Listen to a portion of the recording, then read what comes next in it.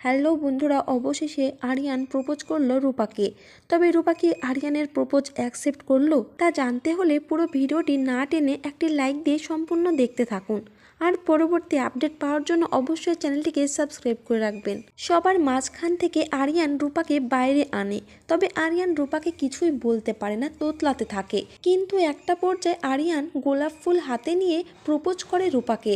তবে আরিয়ানের propose accept করে না রূপা, কিন্তু আরিয়ান সে বলে আমি তোকে সত্যি ভালোবাসি রূপা। তখন রূপা বলে আমি যদি কাউকে ভালোবাসি তাহলে তাকে 7 জন্মের কমে তার সঙ্গে কোনো ডিল করতে পারবো না আরিয়ান, আমাকে সবার আগে ডক্টর হতে হবে। তবে রূপা আরিয়ানকে বলে যে আমি তোকে সত্যি ভালোবাসবো কোনো একদিন, কিন্তু আমার জন্য তোকে 10 বছর ওয়েট করতে হবে। তুই কি পারবি আমার জন্য 10 বছর ওয়েট করতে? ঠিক সেই মুহূর্তে আরিয়ান রূপাকে কিছুই বলে না, চুপচাপ দাঁড়িয়ে থাকে। আর আরিয়ানের এই চুপ দেখে চলে যায় সেখান থেকে রূপা। আর ঠিক সেই মুহূর্তে সেখানে সোনা আড়াল থেকে সবটাই দেখে আর আরিয়ানের কাছে ছুটে আসে। এমনকি সোনা আরিয়ানকে প্রপোজ করে।